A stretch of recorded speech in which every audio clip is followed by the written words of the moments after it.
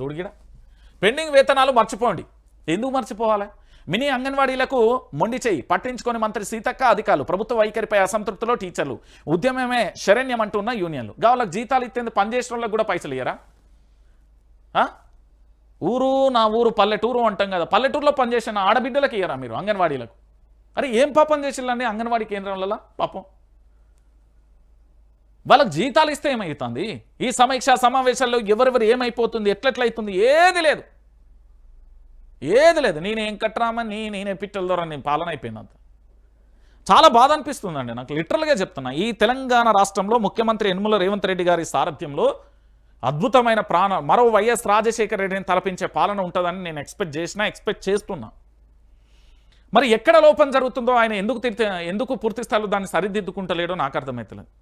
బీఆర్ఎస్కు సంబంధించి బీజేపీకి సంబంధించి పూర్తి స్థాయిలో కూడా వీళ్ళ ప్రభుత్వం యొక్క వైఫల్యాలకు వీళ్ళకి ఆయుధాలుగా మారిపోయి ప్రజల పక్షాన నిల్చుంటున్నారు వాళ్ళు. ఎందుకు ఇంతలా మారిపోతుందంటే దానికి ఇప్పటి వరకు కూడా సమాధానం లేదు. నేనేమంటున్నా, ఈ ఆడబిడ్డలు పనిచేసిన వాళ్ళకు వేతనాలు మర్చిపోమంటే ఊకుంటామా? కర్రగాల్చి వాత పెట్టమనా? నేను అందుకే చెప్తున్నా, ఈ ప్రభుత్వానికి సంబంధించి పూర్తి స్థాయిలో అడ్మినిస్ట్రేషన్ కానీ ఆ భజన బ్యాచ్ బంద్ చేయరు. వైఆర్టీవీ రంజిత్ ఏమంటున్నాడు ఇలా? ఏమన్నారా? గిదా మీరు తెలుసుకునేది ఏంది? గిదా మీరు ఏముంటుందండి? ఈ ఛానల్ పట్టుకొని ముఖ్యమంత్రి కూకొని చూస్తాడు, మంత్రులు పట్టుకొని చూస్తారు గంటలు ఏమేమి వీడియోలు ఇగో గిది వచ్చింది గడి ఫోన్ చేయి కేసే. ఏంది ఇది? చిన్న పొరగల్లా ఆటనా? 5 ఏళ్ళు ఉండే అధికారం 2 ఏళ్ళు అయిపోయింది. 1 ఏడు దానికి సంబంధించేది ఎన్నికల కూడా ఇంకా 2 ఏళ్ళు ఉంటాయి. 2 ఏళ్లలో అద్భుతంగా పనిచేయాల్సిన వీళ్ళు ఆ ఛానల్ వీడియో ఇవే మీరు చేసేది.